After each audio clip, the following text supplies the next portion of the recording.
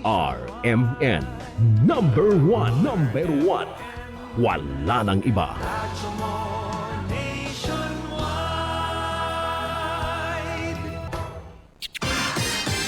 Ito ang DXMY. The Music and News FM station of RMN. Sa Cotabato. 90.9. DXMY. Oras sa Pilipinas sa DXMY ganap ng alas 5 na po ng umaga. Tatak RMN.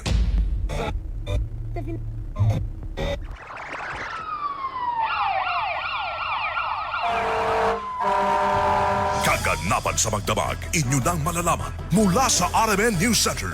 Ito ang unang radyo, unang balita. Kinalap mula sa iba't ibang panig ng lungsod at bansa. Detalyado, walang itinatago. Ang numero unong pinapakinggan namin umaumaga sa bahay. Unang radyo, unang balita. Ang mga boses na kwentuhan namin mga tsuper. At tindera sa palengke. Unang radyo, unang balita. Ang programang gigising sa diwa ng bawat pamilyang Pilipino. Unang radyo, unang balita. Tatak RMN, radyo mo nationwide. Sa pong magandang umaga mga kasama, mga karadyoman, welcome. Pasok kayo sa unang radyo ng balita. Araw po ng Huwebes mga kasama, 14 na po sa buwan po ng Mayo 2026. Kumusta mga ka-idol, mga karadyoman? Kayo ba'y napuyat sa pagtutok sa mga kaganapan dyan sa Kamaynilaan, lalo na sa Senado?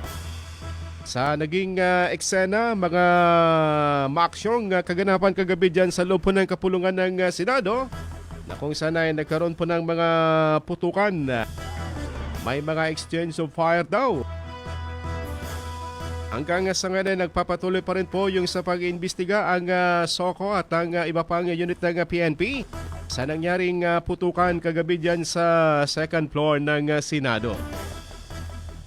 Samahan niyo po kami hanggang alas 6 sa paghatid po ng mga balitang nakalap ng niyo pong radyoman sa nakalipas na 24 oras dito sa loob at labas nating pinakamamahal na lungsod ng Cotabato.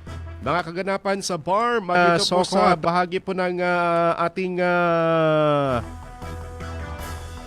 Senado mga kasama. Ating partner this morning si Radyoman Chief Tech Alvin Castillon at si Radyoman Eric Ricardo Madamba Jr. Ito po yung Radyoman Michael Laswan. Unang-una sa lahat, headlines.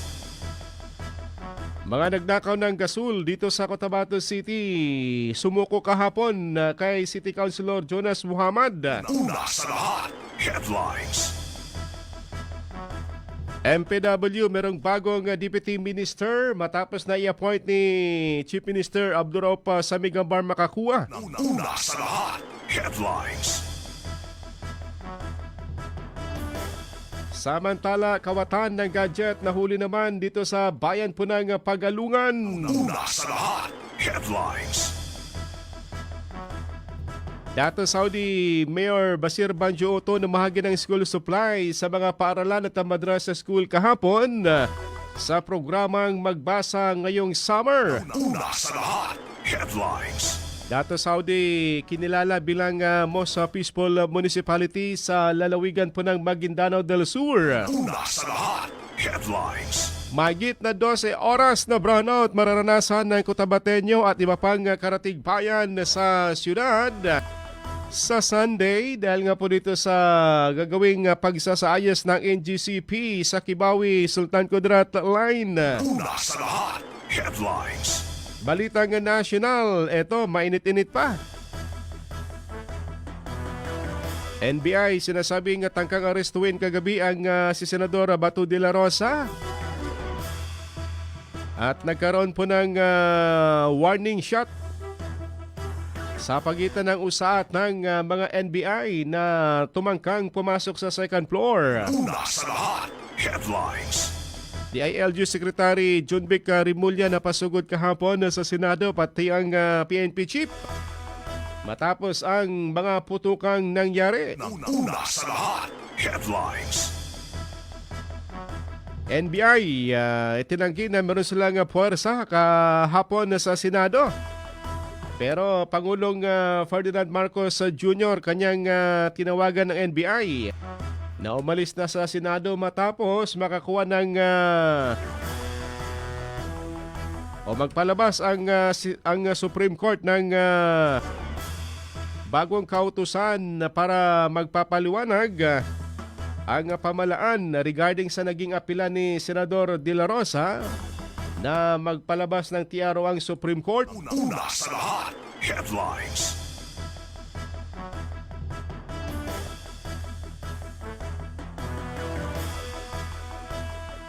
Samantala, impeachment na complaint natanggap na ng Senado kahapon na sa kasagsagan ng mainit na tensyon. Una sa lahat, headlines. Balita naman na sa bayong dagat, gastos ng Amerika sa gyera sa Iran na umabot daw sa $50 billion. Una sa lahat, headlines. Kinig na ng radyo! Kinig na ng radyo! Para una ka, eto na. Lahat ng kailangan mong malamang balita, Impormasyon, reaksyon, aksyon, umaumaga. nakakarga na sa Unang radyo, unang balita. Sa bago at umarangkadang programa para sa mga naghahabol ng oras. Umaumaga, bago ka lumarga, mga kaganapan ay alam mo na. Unang radyo, unang balita. Dito lamang yan sa DXMY RMN Cotabato. Unang radyo, unang balita. Isa na namang produktong Tatak RMN. Radyo mo. Nationwide.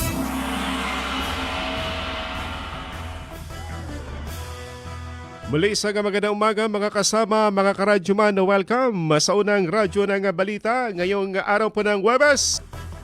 Bisperas po ng sahod dahil bukas sa kalagitnaan na po ng buwan po ng Mayo, napakabilis ng panahon. Parang kailan lang pumasok yung Labor Day, ngayon naman ay nasa kalagitnaan na po tayo ng Mayo.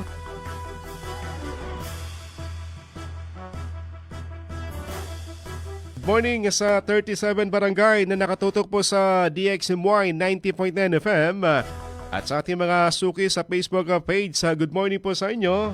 Huwag kalimutan na i-follow at i-like at i-share yung ating balitaan para kayo updated sa mga kaganapan dito sa Cotabato City sa BARM at lalo na dyan sa Kamaynilaan na kung saan ay marami pong mga maaksyong kaganapan dyan sa Senado, mga madrama. Kung nung Lunes ay pahapyaw lamang, kagabi medyo pahapyaw pa lamang din. May malaki pang mangyayari dyan kapag talagang ipipilit ng gobyerno na hulihin, arestuhin si Senador Bato de la Rosa. Kahapon parang tinestingan lamang siguro yung seguridad kung gaano ka-alerto yung mga nagbabantay dyan sa palibot po ng Senado Complex o Senate Complex mga kasama. Dahil syempre, marami pa rin ang magpaplano niyan kung ano yung kanilang dapat gawin na mahuli itong si Senador De La Rosa. Good morning kay Dato to Dimaukom na nakikinig this morning, nanonood. Kay Simbay Adam, kay Mad Sambag at kay Sahara Ganoy Oto, kay Wahida Akan Mamalapat. Good morning po sa inyo sa bahagi po ng SPDA. Sa detalye po nating balita mga kasama dito sa Cotabato City. Sa pool sa CCTV camera ang mga kawatan na tumangay po ng LPG. 3 LPG tank dyan sa isang tindahan sa bahagi ng Mother Barangay Rosa Heights dito sa Cotabato City na kanilang dinakaw sa isang tindahan at ay sinakay sa isang payong-payong. Dahil nakunan po ng CCTV, tukoy ang kanilang mga pagmumuka at kinalaunan na sila po ay sumuko dito sa kay City Councilor Jonas Muhammad. Itong mga kawatan ng LPG. Sa ngayon, nagpapatuloy pa rin po ang investigasyon ng otoridad hinggil sa naturang insidente. Ang tabayanan yung karagdagang detalye sa report na yan ni Radyoman Maestro Rahi Bansaw. Unang radyo, unang balita. Dito muna tayo sa kaganapan dyan sa Senado na kung saan nagkagulo kagabi. Bandang pasado alas 7 matapos na may mga namataang puwersa ng NBI na nakapaligid dito sa Senate building na kung saan katabi lamang po nito ang GSIS. Ayon na sa usaahead ng Senado na di umano'y merong aarestuhin. Dahilan para magkagulo sa loob po ng Senado si Senador Bato de la Rosa mula sa plenaryo pumunta sa kanya pong kwarto. Habang ang Senado naman ay nag-aabang sa impeachment complaint na itatransmit ng House patungo po sa kanila, ay nagkaroon po ng tensyon matapos ng may marinig na may nagdidrill sa pader ng naturang Senado na nakadikit sa GSIS. Dahilan para magamba ang mga taga-USAA at mga pulis at mga tropa ng Philippine Marines na nagbabantay sa naturang bisinidad. Ayon sa report mula kay DILG Secretary John Vic Rimulya, bandang alas 7:46 ng kagabi, nang magpaputok ng warning shot ang mga taga-USAA matapos di umanong may mamataan na mga ahente po ng NBI sa second floor ng naturang gusali. Dahil dito, napigilan ng pagpasok ng mga NBI agent at habang sila po ipapalis raw, ay sinasabing itong mga armadong grupo. Habang sila ay papaalis sa likuran ay nagpaputok ng mga baril. Dahilan para marinig itong mga malalakas na putok ng baril sa Senado. At ito yung dahilan na nagkarambola na. Nagkaroon po ng takbuhan sa loob po ng Senado sa second floor maging sa iba pang bahagi ng palapag ng Senado.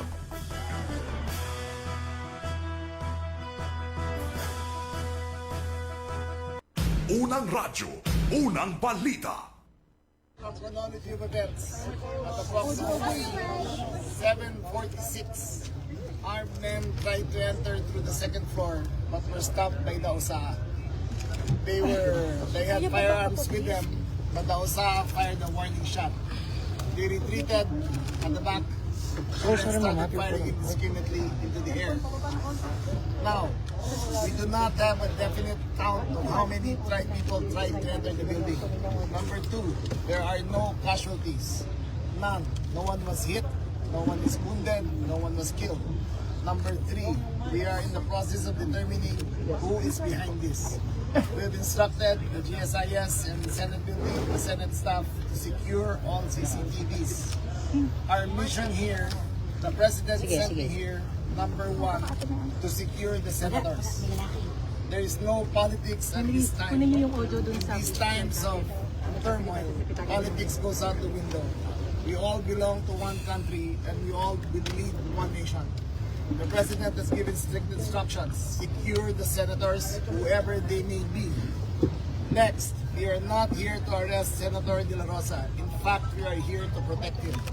Let that be clear. Let me make that very clear to his family.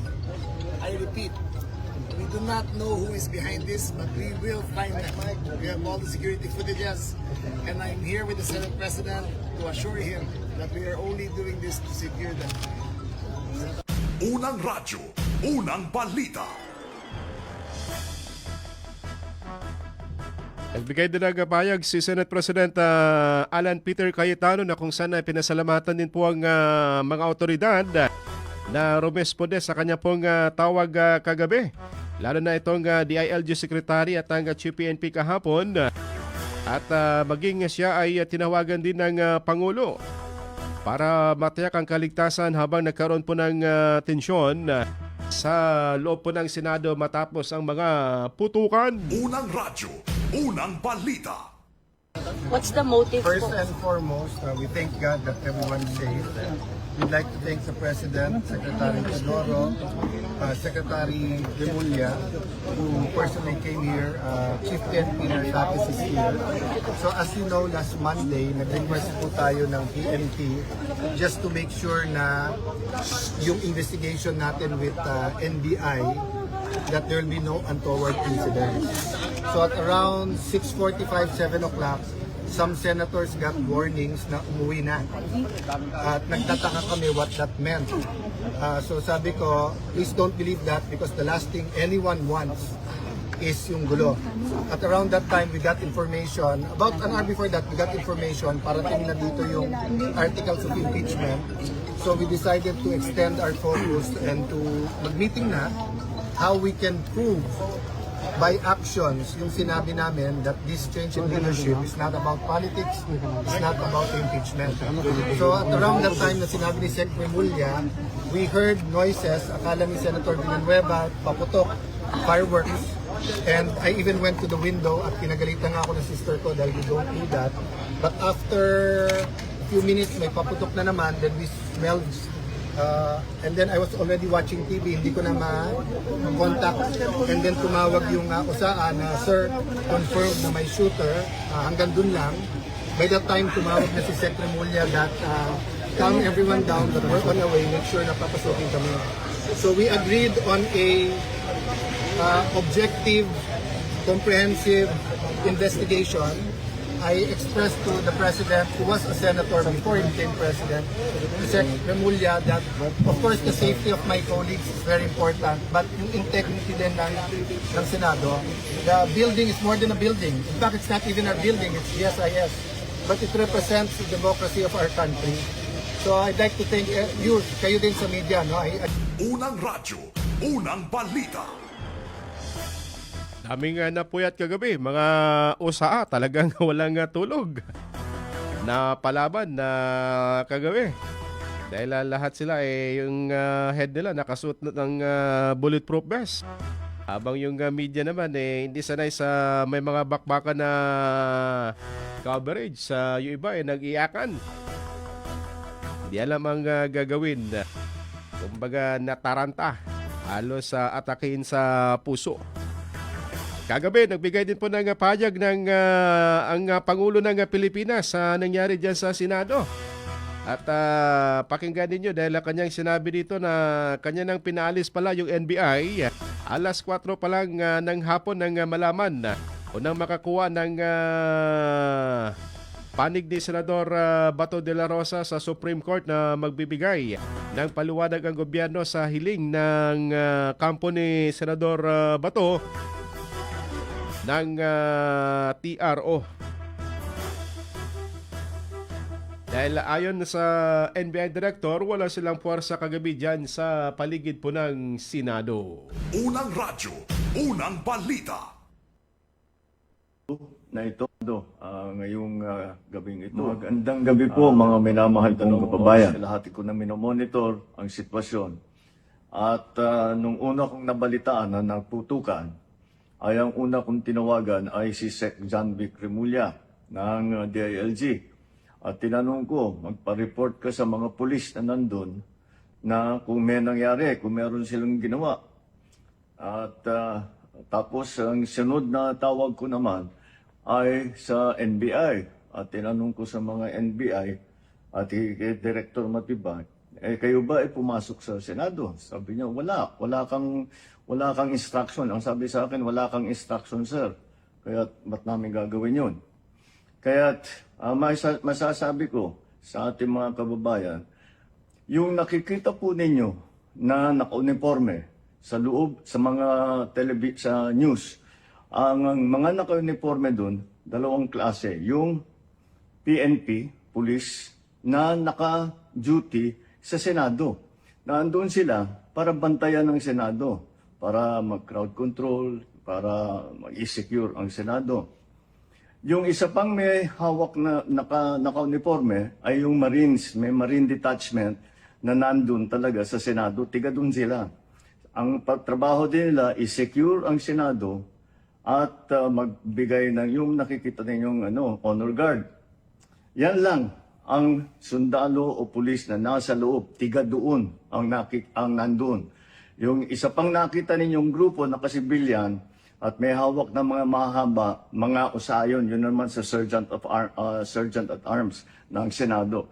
So lahat ng nakikita ninyong naka-uniforme o naka-armado ay nandun, ay tiga doon. Nandun sila talaga, doon sila nagjo-duty. Unang radyo, unang balita.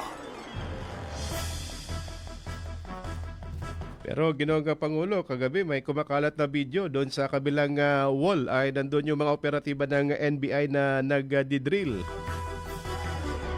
May nakakuha ng video talagang nandun yung mga operatiba at kagabi rin doon sa paligid nakikita din na yung mga operatiba ng NBI na nakasuot pa ng uniform nasa paligid nagpa-flashlight pa.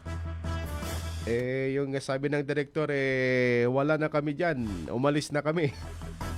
Pero ito ang sinabi kagabi ni Senador Amy Marcos, meron daw na isang confidential agent ng NBI ang nahuli at nahuli ng USAA at sumasailalim ngayon sa investigasyon mga kasama.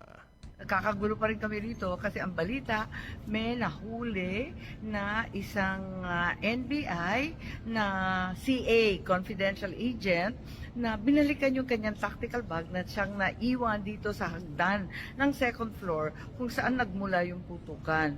Ngayon, yung tao na nahuli, pinangalanan yung NBI boss niya, si Attorney Bomediano ng NBI Transnational Crime. Kung sino man siya daw yung nag-order sa kanila na lusubin yung Senado at takipin si Senator Bato. Ano man ang mangyari, sino man ang masaktan. Kaya eto nga, Attorney Bomediano, kung sino ka man, sana ipaliwanag mo kung paano ito nangyari na sinugod, linusob ang Senado at nagkaputukan sa amin dito sa mga senador ng ating republika. Hindi ito dapat nangyayari sa Pilipinas. Unang radyo, unang balita. Yan mga kasama, kaya na pong maghusga kung sinong nagsasabi ng totoo sa magkabilang panig na yan. Kung totoong may nahuli at binalikan yung tactical vest na iwan habang sa kasagsagan ng mga putukan. Malalakas yung putok mga automatic. Pero bago yung insidente niya, ay humingi na po kahapon ng tulong si Senador Bato de la Rosa matapos malaman na siya po'y aarestuin na kahapon na sana ng mga NBI. Unang radyo, unang balita. Meron na po mga operatiba ng NBI at ng CIDG ang pupunta dito para ako yung aristuhin. Ako po nananawagan sa inyo. Sana tulungan nyo ako. Meron po tayong natanggap yung papayag na another Pilipino ay dadalhin sa dahig. Pangalawa, kay Pangulong Duterte. Ako po nananawagan sa inyo na sana pumunta kayo dito, tulungan nyo kami, mag-vigil tayo dito sa harapan ng Senado. Ako pinakikiusap sa inyo kung kayo'y meron pang puso para sa ating bansa. Unang radyo, unang balita. So at least nabigyan ng konting relief itong si Senador Bato. Nakakuha ng konting kakampi sa Senado pero 3 days lang yan. Paano ito after ng 3 days? Baka ganung eksena na naman o mas matinding eksena pa ating matutunghayan dyan sa loob po ng Senado mga kasama. Baka maging battleground itong Senado balang araw dahil talagang ipupustro ng ating pamahalaan yung pagsilbi ng warrant of arrest sa kanya mga kasama. Tambalang matinis sa mga balitang maiinit sa unang radyo, unang balita. Isaayos po yung oras natin ganap ng alas 5:25 na po ng umaga. Tatak RMN. Busy ang lahat para po dito sa Kamaynilaan. Dami rin po mga sumugod na mga supporters ng mga retired general para magpakita ng suporta kay General Bato kagabi. Atin na pong tunguin mga kasama, report natin mga kasamang radyoman dito sa Cotabato City, abay sa sasakyan. Tinangay kagabi sa bagi ng RH11. Anong klaseng sasakyan nito? Pickup truck. Ating adakwan na sa detalye sa radyoman.webs abang. Ronda Presinto. Natangay ng mga pinaniniwalaang kawatan ng isang sasakyang dark gray Mitsubishi na may plakang MBD 2210 na naganap alas 12:05 ng hating gabi kanina sa bahagi ng Acacia Street, San Pablo Village, Barangay Rosarez 11, Cotabato City. Ayon sa ulat mula sa BLGU RS11, ang nasabing sasakyan ay pagmamay-ari ni Tito sa Untal, residente sa nasabing lugar. Sinasabing walang kamalay-malay mga biktima na napasok na ang mga ito ng mga kawatan kung saan naging target ang nasabing sasakyan. Nagulat na lamang ang mga ito nang biglang umandar ang sasakyan at mabilis na pinatakbo ng mga sospetsado palayo sa lugar. Agad namang nakipag-ugnayan ng BLGU RS11 sa otoridad para sa kaukulang aksyon ng nasabing pagtangay ng sasakyan. Kasama mo sa DXMY 90.9 Aramen Cotabato, Radyo Manebs Abang Tatak Arimen. Unang radyo, unang balita. Salamat na Tweb. Saba, delikado ito magpapark sa gilid dahil umatake ng mga kawatan o mga karnaper. Isang gabi ay tinutukan ng baril yung isang motorcycle rider. Ito, talagang tinangay na yung kanyang sasakyan na kagabi paano na paandar. Samantala, dalawang suspect sa pagnanakaw ng mga gasul o ng LPG. Sumuko kay Councilor Jonas Muhammad sa detalye sa Radyoman, Maestro Rahiban Sow. From the Presinto. Kusang sumuko kay Cotabato City Councilor Nasruddin Kapa Jonas Muhammad ang dalawang suspect sa pagnanakaw ng apat na tangke ng gasul sa Macapagalo Street, Mother Barangay Rosary Height matapos mag-viral sa social media ang kanilang mga mukha. Kinilala ang mga suspect na sina alias Sam at alias Omex, kapwa residente ng Mother Barangay Poblasyon sa lungsod. Ayon kay Cap Jonas, nagharap ang mga suspect at ang biktima kung saan nagpasya umano ang biktima na huwag nang magsampa ng reklamo matapos magsumamo ang dalawang suspect at isauli ang apat na ninakaw na gasula. Nagbabala rin si Councilor Muhammad kapag nasangkot pa muli ang dalawang suspect sa kaparehong krimen ay maari silang humantong sa kulungan o mas mabigat na kaparusahan na. Ito nga, sabi ko nga sa kanila kung nakadepende po na kay ma'am, no, sa biktima kung saan nakadepende sa kanya na kung sila ba ay pagpatuloy na ireklamo na lang sa kapulisan natin, kasi kung hindi naman, sabi ko nga, gawa natin ng agreement na at saka itong mga bata na to, parang last na to na marinig namin na magka-problema sila sa mga ganitong Kasama mo sa DXMY 90.9 Radyoman Maestro Rahiban sa Tatak Arimen. Unang radyo, unang balita.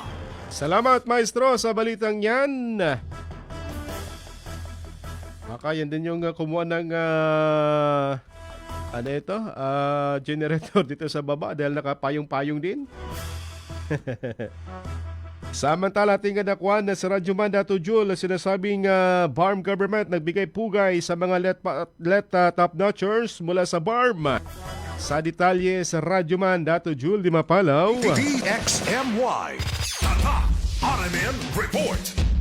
Nagpahayag ng pagbati ang Ministry of Basic, Higher and Technical Education o MBHT sa mga top-notchers mula sa Bangsamoro na nagbigay ng karangalan sa rehiyon matapos magtala ng high ratings sa 2026 Licensure Examination for Teachers o LET. Kabilang sa mga kinilala sina Jasmine Datoy Ma'am Alimosa na nakapasok sa top 3 habang 5 naman ang nagtala sa top 5 na sina Nahida Guro Ansari, Siti Haina Sarip Lauban, Bay Pamelag Pingyaman Mayasa, Fatia Nadine Omar Mahail at Salha Samaud Samyon. Pumwesto naman sa top 8 sina Suhad Andul Abdul Gani at Siti Abdul Gani habang nasa top 9 naman sina Edrif Pangunotan Mendoza at Nulvijan Amilon Timbosol. Samantala, kabilang sa top 10 sina Mary Grace Estasa, Arellano, Halima Daud Barauntong, Yahya Gomogaw, Dumaob at Asria Abdul Sedik. Ayon sa MBHT BARM, sumasalamin ang tagumpay ng mga top-notchers sa dedikasyon, sipag at kausayan ng mga bagong guro sa Bangsamoro at inspirasyon sa mga susunod pang educators. Kasama mo sa DXMY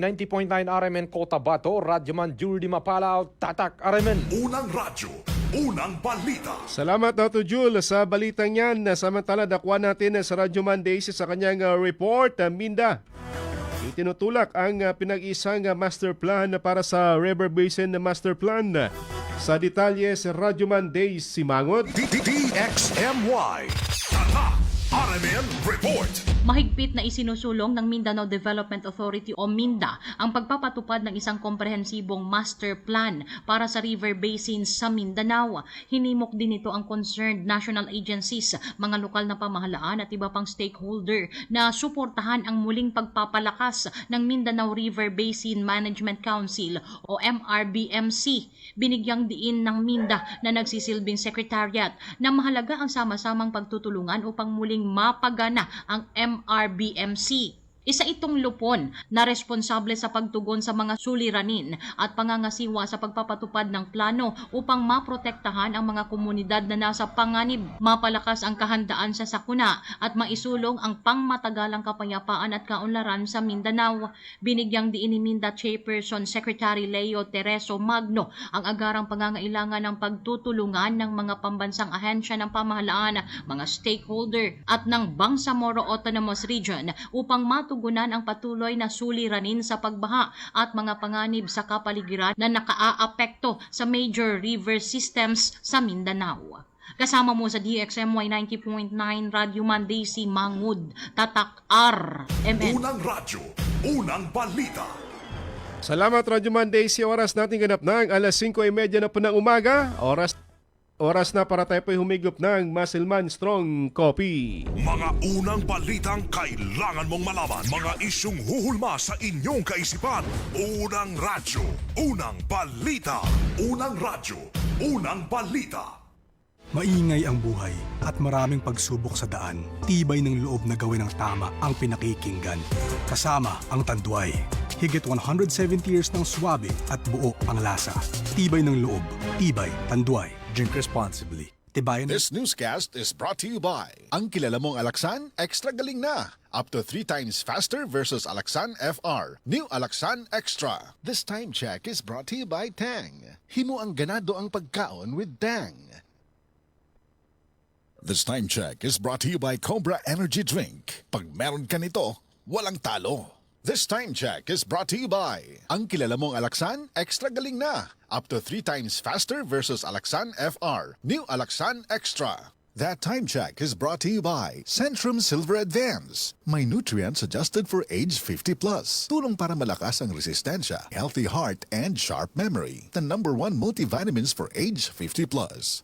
This time check is brought to you by Tanduay 5 years. Tibay ng loob, tibay Tanduay. Para di madaling masira ang ngipin ng pamilya, ngayon pa lang, Unique toothpaste for brushing every after kumain. dahil ang Unique toothpaste may Max Protect formula. Ngipin ay Max Alaga, Max Protektado pa. Helps stop cavities even before they start, while keeping breath fresh with regular use. Unique toothpaste for brushing para siguraduhin ngipin ay Max Alaga, Max Protektado pa. Unique Max Alaga, Max Protectado with Unique toothpaste maximum fluoride protection. Manufactured by ACS Manufacturing. ISO certified, world-class quality. ACS. Baby. Ay, hala. The Lord is my shepherd. Wow. I lack nothing. Tinuod pa niya ako ni Dunggan. He makes me lie down in the green Ay. pastures. Na-memorize na gud niya ang verse nga akong dalo He niya. refreshes my soul. Pila pa lang ganito kaadlaw nga basahan ako siya ani. O Guys, karon. along with a white Wow, path where dili ko snakes makatuo. Ingo sa, dali kay niya nasag-o. This valley, Ay, tama. Gipainom na ko siya og remind siya ko atong nangaging adlaw. your rod and your staff, they Tinuod jud ang comfort me. giingon nga makapabright kit ang remind choco mix da. Wa gid intaw ko masayop sa pagpainom sa akong anak sa remind choco mix. Pila pa lang gani ka adlaw. Nakita na nako ang resulta. Samot na gid siguro kung isig-isigi na ako og painom sa akong anak ang remind choco mix. All the days of my life, And I will dwell in the house of the Lord forever. Amen. Wow, very good baby ha. Mwah. Para sa Smart Kid, remind Choco, isa ka sa lang. Kada adlaw. Sa isa ka tasa, pwede init or bugnaw nga tubig. Remind Choco para paspas ang pagtubo og smart ang atong anak. Remind Choco! Remind Choco!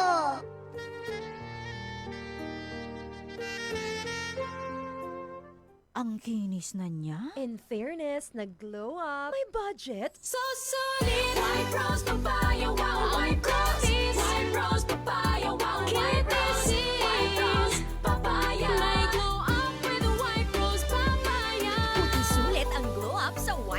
Papaya! May papaya, niacinamide para sa protein power times 2, plus shea butter and tea tree oil.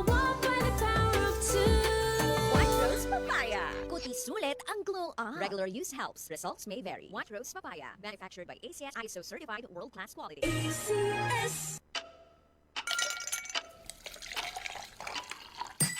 Tan ganado na na na. Made with real fruit extracts. My refreshing fruity flavor. Let's get refreshingly real with Tan. Abangan ng refreshing Tang Bayan sa inyong barangay ngayong Sabado at Linggo. Maulan man, no worries na amoy kulob ang damit. Charm Fabcon. Bangong kumakabloom. Tanggal amoy kulob. Sa bango ng Charm. Charm Fabcon with Bloom Fresh technology. Kills 99.9% of kulob-causing bacteria tested. May aroma burst pa of thousands of flowers and berries. Ang sampay sa loob, no amoy kulob. Bangong kumakabloom sa Charm. Manufactured by ACS Manufacturing Corporation. ISO certified world-class quality. ACS. That news was brought to you by Centrum Silver Advance. May nutrients adjusted for age 50 plus. Tulong para malakas ang resistensya, healthy heart, and sharp memory. The #1 multivitamins for age 50 plus. This newscast is brought to you by iBerry Gold. Mas daghan ang lutin, mas epektibo, mas klaro. O radyo, kinig na ng radyo, kinig na ng radyo! Para una ka, eto na. Lahat ng kailangan mong malamang balita, Impormasyon, reaksyon, aksyon, umaumaga. nakakarga na sa Unang radyo, unang balita. Sa bago at umarangkadang programa para sa mga naghahabol ng oras. Umaumaga, bago ka lumarga, mga kaganapan ay alam mo na. Unang radyo, unang balita. Dito lamang yan sa DXMY RMN Cotabato. Unang radyo, unang balita. Isa na namang produktong Tatak RMN. Radyo mo. Nationwide. Oras sa Pilipinas sa Deximoy ganap ng alas 5:36 na po ng umaga. Tatak RMN. Gaganda na ang gising nyo. Mainit na balita sasalubong sa inyo. Unang radyo, unang balita. Tuloy sa paghahatid po ng mga balitang nakalap na niyo pong radyomahan ngayong mainit na kaganapan sa Kamaynilaan sa Senado. Good morning sa mga nakatutok sa atin kay Beth Suagabla at kay Nancy Sabado Blanca Rimonde sa Midsayap, kay Violet na Ningas Kapantuhan sa New Bohol, Kidapawan City. Habang nagkakape, good morning ma'am. Siyempre, parisan mo yan ng pandesal. Anong kape yan? Musselman Strong Coffee o Anas Coffee? Good morning po sa inyo. At kay June Casan, kay Mads Ambag. Good morning kay Father Elmar Cortel. Kumusta pa dyan sa UP? Kaya ba nakatutok din sa mga kaganapan dyan sa Senado kagabi? Hanggang kaninang hating gabi hanggang madaling araw. Kay Main Masukat, good morning. Pabati sa asawa ko na si Hadja Minda Norhain. Pika Akan Sukran sa DXMY, kay LJ Landau sa Ulango sa bahagi ng Labungan.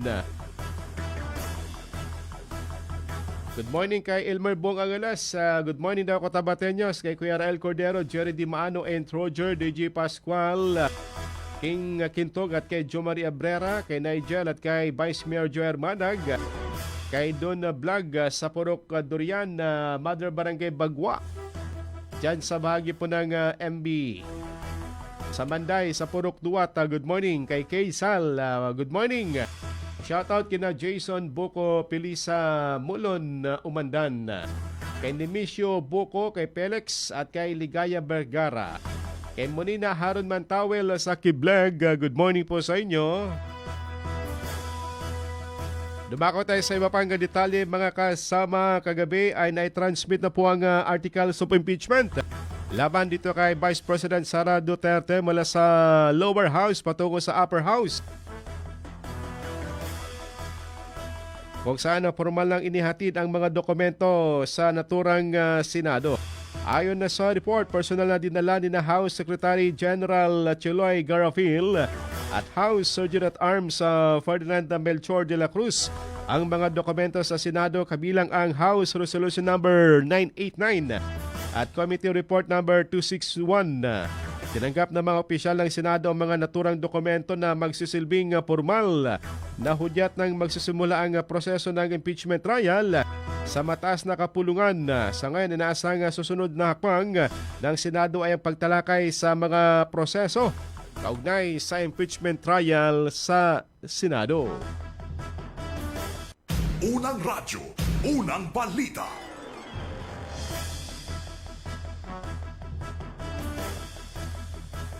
Sa ngayon, hindi pa batid kung meron bang opisina sa Senado dahil nagkakaroon pa rin po ng investigation ng SOCO at iba pang mga personal sa nangyaring kaguluhan.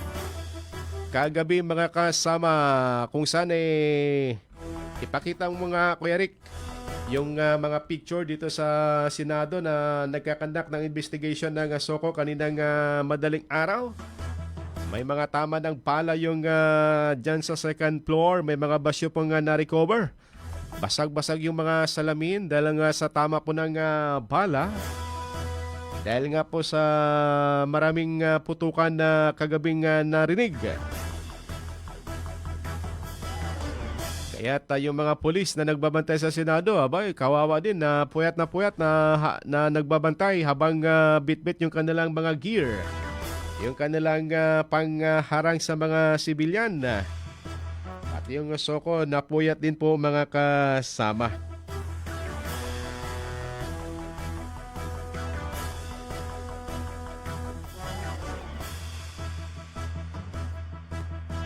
Sa ngayon, nagpapatuloy yung pag-imbestiga ng SOCO team dito sa second floor ng Senate building mga kasama. Unang radyo, unang balita. Dito naman sa Dato Saudi na kung saan kahapon namigay po ng school supply si Mayor Dato Basir Banchuoto sa mga paaralan. 10 paaralan at 5 madrasa school na nagpapatuloy sa pagbasa summer program. Doon sa mga estudyante na hirap makabasa, sila yung sumasailalim ngayon sa summer program para po dito sa reading.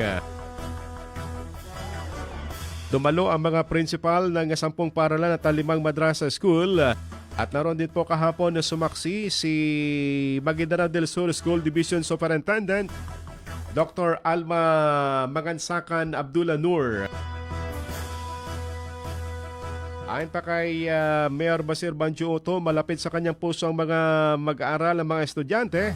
At siya po ay nagbigay ng tulong, school supply sa mga mag-aaral. Unang radyo, unang balita. Sa unang pagkakataon daw na merong ganon, sobrang saya nila at nakikita daw nila ngayon yung pagsuporta ng pamayanan natin o pamamahala natin sa pagdating sa larangan ng konkretong edukasyon.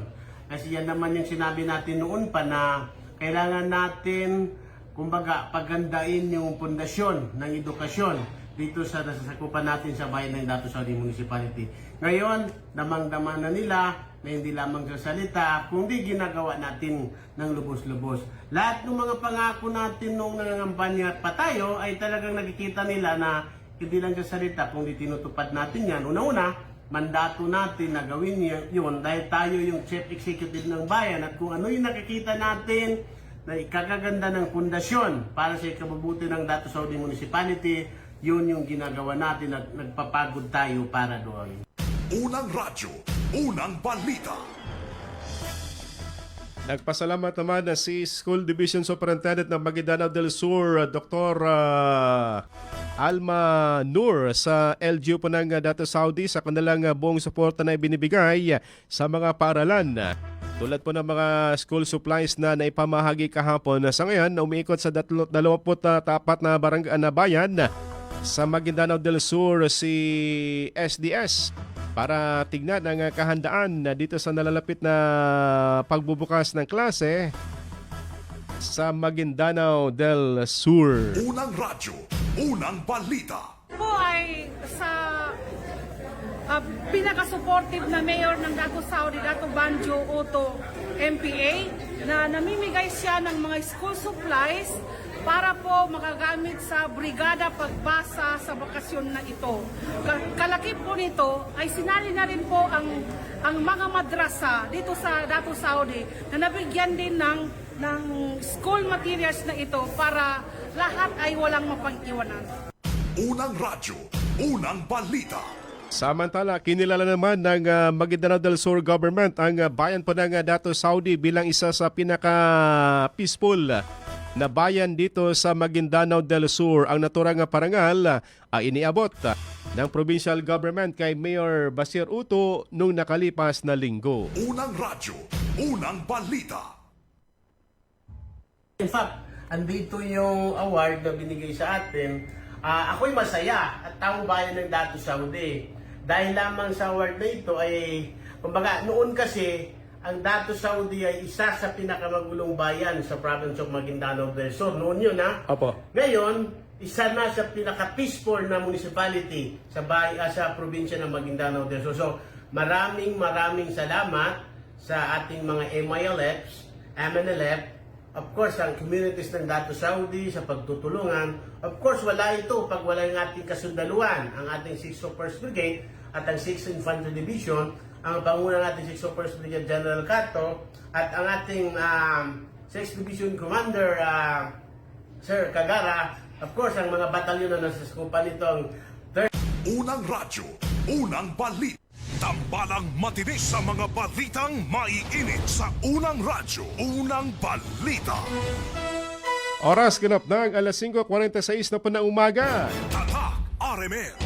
Balikan natin mga kasama yung ating mga kasamang radyoman na sinasabing kawatan ng tsokolate abay arestado sa police station. Arestado ng mga kapulisan sa detalye si radyoman Dato Ebs Abang. Ronda Presinto. Kalaboso ang isang lalaking kawatan matapos mapigilan ng mga gwardya na naganap kahapon sa KCC Mall of Cotabato, Barangay RH2, Cotabato City. Ayon sa ulat, ilang sachet ng KitKat, Nutella at Milo products ang nakuha ng suspect na hindi na pinangalanan sa publiko. Nagkakaalaga umano ang mga produktong na-recover na mahigit 2,000 piso. Nasa kustodiya na ng Estasyon 1 ang suspect at kakaarapin ito ang kasong theft na isasampa laban sa kanya. Kasama mo sa DXMY 90.9 RMN Cotabato, Radyoman Ebs Abang, Tatak RMN. Unang radyo, unang balita. Salamat Dato Ebs. Samantala, balikan natin na si Radyoman Maestro MP Malang, taos-pusong bumati sa bagong Deputy Minister ng MPW. Sa detalye sa Radyoman Maestro Rahi Bansaw. DXMY. Tatak RMN Report. Naghatid ang taus-pusong pagbati si BT Member of Parliament Abuts Malang kay Engineer Mahid Palawan sa kanyang pagkatalaga bilang bagong Deputy Minister ng Ministry of Public Works o MPW sa Bangsamoro, Talamos Region and Mostly Mindanao. Ayon kay MP Malang, kinikilala nito ang walang sawang dedikasyon ni Engineer Palawan sa serbisyo publiko. Gayon din ang kanyang mahusay na pamumuno at malawak na kaalaman sa larangan ng enerhiya at pampublikong infrastruktura. Sinabi rin ni Malang na malaki ang tiwala nito sa ilalim ng pamumuno ni Engineer Palawan ay higit pang unlad at lalakas ang mga programang infrastruktura sa rehiyon ng Bangsamoro. Ang kanyang karahasan at kakayahan at malasakit sa mamamayan ay magsisilbing mahalagang puhunan upang magsulong ng mas maayos at progresibong infra project para sa Bangsamoro. Ipinahayag din ni Malang ang kanyang pagmamalaki sa natamong tagumpay ni Engineer Palawan at nagpaabot ng hangarin para sa patuloy na tagumpay sa bago nitong tungkulin bilang Deputy Minister ng MPW BARM. Kasama mo sa DXMY 90.9, Radyoman Maestro Rahi Bansaw, Tatak Armen. Unang radyo, unang balita. Salamat Maestro sa balitang yan. Samantala,